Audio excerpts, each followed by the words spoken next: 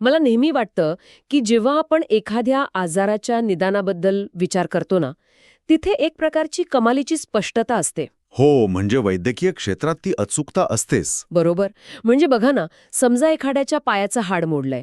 आपण डॉक्टरकडे जातो, एक्स-रे काढतो आणि त्या काळ्या फिल्मवर ती पांढरी तुटलेली रेष अगदी लख्ख दिसते. नक्कीच, तिथे शंकेला जागाच उरत नाही. हो, आणि डॉक्टर फक्त त्या रेषेकडे बोट दाखवतात आणि म्हणतात, हे बघा, इथे फ्रॅक्चर आहे. तिथे कुणालाही वाद घालण्याची संधी नसते. ती स्पष्टता आपल्याला एक प्रकारचा दिलासा देते. अगदी बरोबर. आपल्याला गोष्टी डोळ्यांनी दिसलेल्या, एका निश्चित चौकटीत बसवलेल्या आवडतात. पण जेव्हा आपण कायद्याच्या आणि विशेषतः न्यायालयाच्या जगात पाऊल ठेवतो ना, तेव्हा अचानक तो एक्स-रे मशीन काम करणं थांबवतं. तिथे सगळंच पुराव्यांवर अवलंबून असतं. कायद्याच्या प्रक्रियेत पुरावा हाच सर्वोच्च कणा असतो. हो, म्हणजे तिथे प्रत्येक गोष्ट, प्रत्येक लहान-सहान दावा कागदोपत्री किंवा साक्षीदारांच्या माध्यमातून सिद्ध करावाच लागतो ना? अगदी तसंच. पुराव्याशिवाय न्यायालयात कोणत्याही दाव्याला, मग तो कितीही खरा का असेना, काहीही अर्थ उरत नाही. एखाद्याने खून करताना 1000 लोकांनी पाहिलं असेल तरीही तो खून झाला आहे हे योग्य पुराव्यानिशी सिद्ध करावंच लागतं. बापरे. पण बरं, आपण हे थोडं उलगडून पाहूया. कारण कायद्याच्या या पुराव्यांच्या महासागरात एक असा छोटासा पण अत्यंत रंजक भाग आहे, जिथे हा नियम अचानक लागू होत नाही. हो, बरोबर ओळखलत. म्हणजे जिथे काही गोष्टी इतक्या स्पष्ट असतात की त्या सिद्ध करण्यासाठी साक्षीदार किंवा कागदपत्रांची कोणतीही गरज नसते. आज आपण या सखोल चर्चेत याच विषयावर लक्ष केंद्रित करणार आहोत. आणि जे विद्यार्थी कायदा शाखेच्या अंतिम वर्षाला आहेत किंवा ज्यांना कायद्याची आवड आहे, त्यांच्यासाठी आजची ही चर्चा खऱ्या अर्थाने एक शॉर्टकट ठरणार आहे. नक्कीच. तर आजच्या आपल्या या सखोल चर्चेचा मुख्य आधार काय असणार आहे? आज आपण भारतीय पुरावा कायद्यातील अध्याय 3 वर चर्चा करणार आहोत. याचं शीर्षक आहे तथ्य ज्यांचे साबित केले जाणे आवश्यक नाही. यामध्ये प्रामुख्याने कलम 51 ते 53चा समावेश होतो. अच्छा, म्हणजे कलम 51 ते 53. हो, आपण केवळ ही कलमे वाचणार नाहीत, तर यामागील मूळ तर्क, न्यायालयाचा वेळ वाचवणारी यंत्रणा आणि परीक्षेच्या दृष्टिकोनातून हे विषय कसे मांडायचे यावर सविस्तर बोलणार आहोत. छान. आणि आजचं आपलं मिशन हे कायद्याची कोरडी कलमे घोकंपट्टी करणं हे अजिबात नाहीये. तर एका रंजक कथेच्या माध्यमातून आपण हा विषय उलगडणार आहोत. शिवाय परीक्षेच्या हॉलमध्ये वेळेवर आठवण्यासाठी एक भक्कम माइंड मॅप कसा बनवायचा हेही आपण पाहणार आहोत. उत्तम. मग आपण कथेने सुरुवात करूया. हो, तर रमेश आणि सुरेश या 2 व्यापाऱ्यांमध्ये आंब्याच्या एका मोठ्या खेपेवरून कराराचा वाद न्यायालयात पोहोचला होता. आंब्यांचा करार रंजक वाटतंय. हो ना. तर रमेशच्या वकिलाने न्यायालयात आपला युक्तिवाद अगदी नाट्यमयरित्या सुरू केला. ते म्हणाले, साहेब, भारतात भारतीय करार कायदा लागू आहे हे मी आधी सिद्ध करू इच्छितो. अरे देवा. आणि पुढे ते म्हणाले, हे पहा, माझ्या हातातील अधिकृत कॅलेंडर 26 जानेवारीला भारतात प्रजासत्ताक दिन असतो हे मी या कॅलेंडरच्या माध्यमातून पुराव्यानिशी सिद्ध करतो. आता गंमत बघा, हे एवढं गंभीर वाक्य ऐकल्यावर न्यायमूर्ती चक्क हसले. आणि ते साहजिकच होतं. न्यायमूर्ती हसण्यामागे एक अत्यंत भक्कम कायदेशीर आणि व्यावहारिक कारण दडलेले होते. मला वाटतं मी यामागचा तर्क ओळखू शकते. वकिलाने तर अधिकृत पुरावा म्हणजे चक्क कॅलेंडर सादर केलं होतं. हो, पण तरीही ते चुकीचं होतं. बरोबर. न्यायाधीश इथे का हसले? कारण हे असं झालं की बाहेर धोधो पाऊस पडत असताना न्यायाधीशांसमोर भर न्यायालयात छत्री उघडून उभी करायची आणि म्हणायचं, पहा साहेब, माझी छत्री भिजली आहे, यावरून मी सिद्ध करते की बाहेर पाऊस पडतोय. अगदी अचूक उपमा दिलीत तुम्ही. ज्या गोष्टी अगदी लख्ख सूर्यप्रकाशासारख्या स्पष्ट आहेत, त्या सिद्ध करत बसण्यात वेळ घालवणं खरोखरच हास्यास्पद आहे. हो ना. या छत्रीच्या उदाहरणावरून कलम 51 मधील अत्यंत महत्वाची संकल्पना स्पष्ट होते. ती संकल्पना म्हणजे न्यायिक अवेक्षा. न्यायिक अवेक्षा म्हणजे इंग्रजीत ज्याला ज्युडिशियल नोटीस म्हणतात तेच ना? अगदी तेच. या कलमाचा साधा आणि सरळ नियम असा आहे की ज्या तथ्याची किंवा गोष्टीची न्यायालय न्यायिक अवेक्षा घेईल, ते तथ्य साबित करणं किंवा सिद्ध करणं आवश्यक नसतं. अच्छा. न्यायालये ही काही समाजापासून तुटलेली बेटे नसतात. सामायिक ज्ञान किंवा कॉमन सेन्स न्यायालयाच्या बाहेर ठेवून न्यायाधीश काम करत नाहीत. म्हणजे न्यायाधीशांनाही आजूबाजूच्या जगाची माहिती असतेच? हो, रमेशचे वकील अशा गोष्टी सिद्ध करण्याचा प्रयत्न करत होते, ज्या कायदेमंडळाला, सरकारला आणि संपूर्ण जगाला सर्वसामान्यपणे माहिती आहेत. भारतात करार कायदा लागू आहे किंवा 26 जानेवारीला प्रजासत्ताक दिन असतो, हे सिद्ध करण्यासाठी कॅलेंडर किंवा साक्षीदार आणण्याची गरज नसते. न्यायालय या गोष्टींची स्वतःहून दखल घेतं. पण एक मिनिट, इथेच माझ्या मनात एक शंका निर्माण होते. कोणती शंका? जर न्यायाधीशांनी कॉमन सेन्स वापरून गोष्टी आपोआप मान्य करायच्या ठरवल्या, तर त्याला काहीतरी मर्यादा असायला हवी ना? म्हणजे उद्या कोणी उठून म्हणेल की माझ्या गल्लीतील समोसे संपूर्ण शहरात सर्वात उत्तम मिळतात, हे सर्वांना माहीत आहे, याची न्यायिक अपेक्षा घ्या. हां, हे खूपच मजेशीर उदाहरण आहे. किंवा एखादा न्यायाधीश म्हणेल की काल रात्रीच्या क्रिकेट मॅचमध्ये कोण जिंकलं हे मला माहीत आहे, त्यामुळे तो पुरावा आणू नका. यावरून तर न्यायालयात प्रचंड गोंधळ उडेल. कोणती गोष्ट सर्वश्रुत आहे आणि कोणती नाही हे कोण ठरवणार? पूर्णपणे वेगळ्या गोष्टी आहेत, हे समजून घेणं गरजेचं आहे. अच्छा, म्हणजे न्यायाधीशांना वैयक्तिकरित्या एखादी गोष्ट माहीत असली तरीही ते त्याचा आधार खटल्यात घेऊ शकत नाहीत. कायद्याला या गोंधळाची पूर्ण जाणीव आहे. म्हणूनच कोणत्याही गोष्टी अंधारात किंवा केवळ अनुमानावर सोडल्या जात नाहीत. आणि यातूनच आपण कलम 52 कडे येतो. कलम 52 त्यात काय दिलंय? जिथे कायद्याने एक अत्यंत स्पष्ट सीमारेषा आखून दिली आहे. कलम 52 मधील उपकलम 1 मध्ये न्यायालय नेमक्या कोणत्या तथ्यांची न्यायिक अपेक्षा घेईल याची एक सविस्तर आणि अधिकृत यादीच दिली आहे. म्हणजे न्यायाधीशांना हवे ते मान्य करण्याचं स्वातंत्र्य नाहीये, त्यांना या यादीनुसारच चालावं लागतं. अगदी बरोबर. मग ह्या यादीत नक्की काय काय आहे? या यादीत प्रामुख्याने अशा गोष्टी आहेत ज्यांवर राज्याचा किंवा सरकारचा अधिकृत शिक्कामोर्तब आहे आणि ज्या वस्तुनिष्ठ आहेत. म्हणजे उदाहरणे द्यायची झाली तर? उदाहरणार्थ, भारताच्या राज्यक्षेत्रात लागू असलेले सर्व कायदे, भारताने इतर देशांसोबत केलेले आंतरराष्ट्रीय तह किंवा करार, आपली संविधान सभा, संसद आणि राज्य विधानमंडळांच्या कार्यवाहींचा अनुक्रम. अच्छा, म्हणजे संसदेचे कामकाज वगैरे. हो, तसेच सर्व न्यायालये आणि अधिकरणांच्या मुद्रा म्हणजेच शिक्के, अगदी नोटरी पब्लिकच्या मुद्रांचीही न्यायालय दखल घेतं. राजपत्रामध्ये अधिसूचित असलेल्या मोठ्या अधिकाऱ्यांची नावे, त्यांच्या स्वाक्षऱ्या, शासकीय सुट्ट्यांचे दिवस आणि भारत सरकारद्वारे मान्यताप्राप्त देशांचे राष्ट्रीय ध्वज. अरे वा, या यादीतील एक मुद्दा मला विशेष रंजक वाटला बरं का. कोणता? तो रूल ऑफ द रोडचा मुद्दा. भूमी किंवा समुद्रावरील मार्गाचे नियम. सुरुवातीला वाटतं की रस्त्यावरचे नियम पुराव्याच्या कायद्यात काय करत आहेत, पण यामागचं तंत्र समजून घेतल्यावर लक्षात येतं. हो, ते खूप महत्वाचं आहे. म्हणजे भारतात आपण गाडी रस्त्याच्या डाव्या बाजूने चालवतो, हे एक कायद्याने ठरवून दिलेलं आहे, मोटर व्हेकल्स ॲक्टनुसार. तो काही लोकांचा वैयक्तिक समज नाहीये.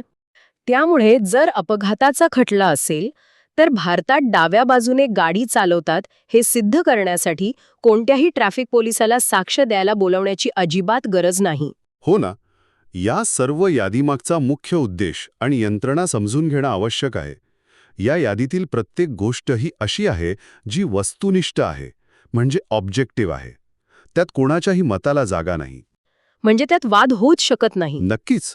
नोटरीचा शिक्का कसा दिसतो किंवा भारताचा झेंडा कसा आहे हा वादाचा मुद्दा असूच शकत नाही. कायद्याने न्यायालयाला या सर्व गोष्टींची अधिकृत नोंद घेण्याचे अधिकार दिले आहेत. कारण न्यायव्यवस्थेचा वेळ अत्यंत मौल्यवान असतो.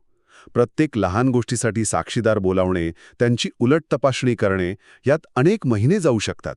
हो, ते तर आहेच. कलम 52ची ही यादी तो मौल्यवान वेळ वाचवते. पण एक मिनिट, इथे मला थोडा प्रतिवाद करावासा वाटतोय. बोला ना.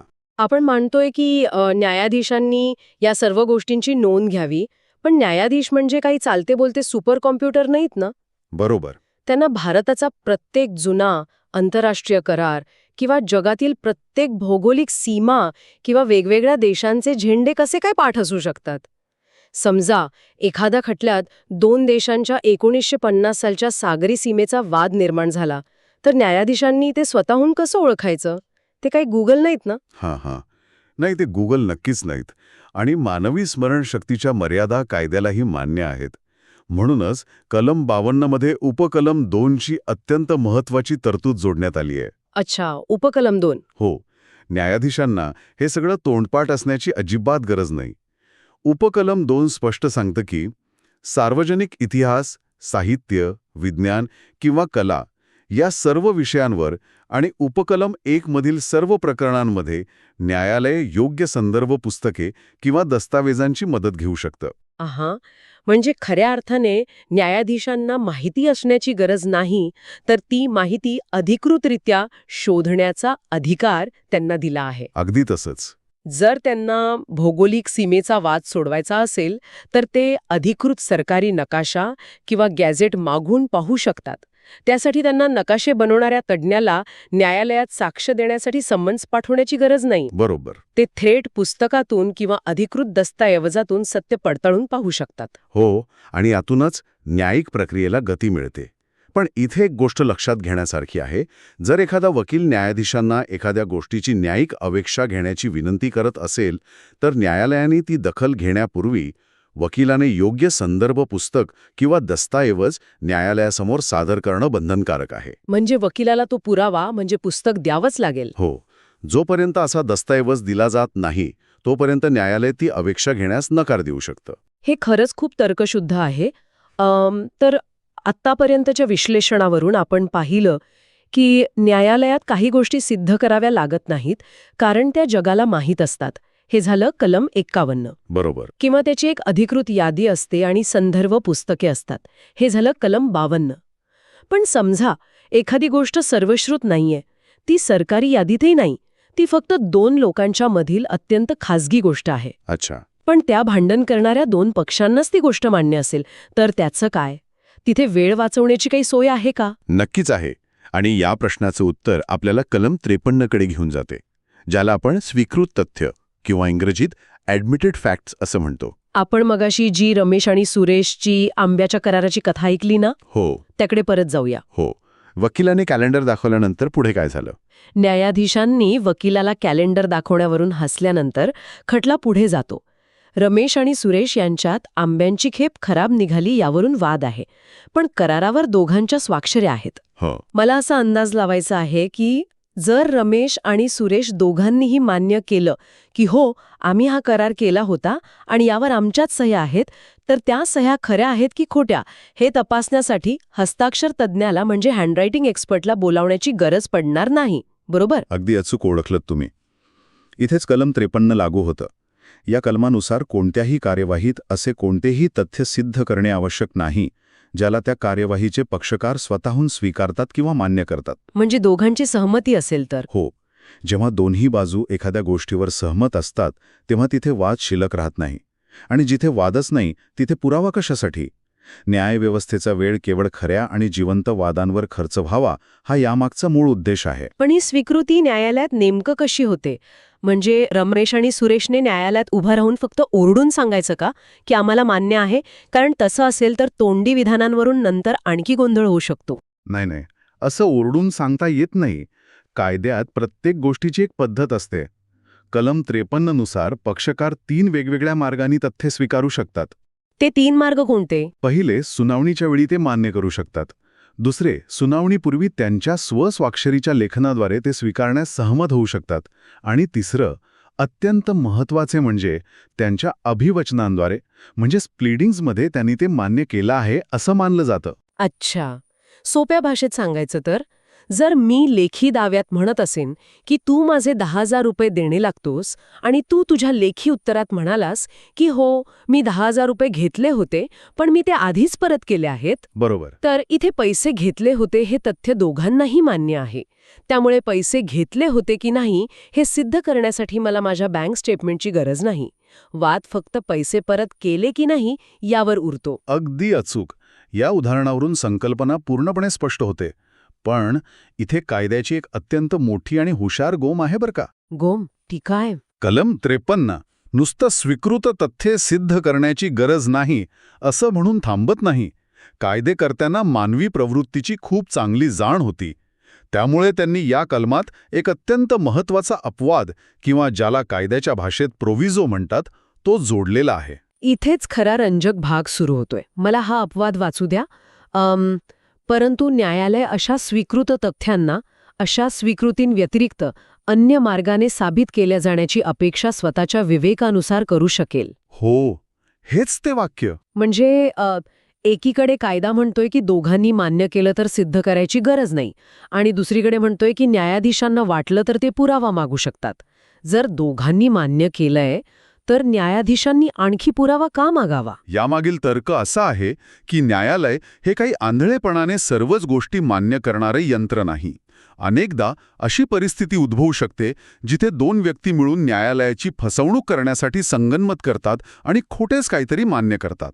अच्छा, म्हणजे एखाद्या तिसऱ्या व्यक्तीचा कायदेशीर हक्क हिरावून घेण्यासाठी दोघांनी मिळून न्यायालयात केलेलं खोटं नाटक. अगदी बरोबर. आपण त्याहूनही एक पाऊल पुढे जाऊन विचार करूया. समजा एका मोठ्या कुटुंबात वडिलांच्या निधनानंतर संपत्तीचा वाद सुरू आहे.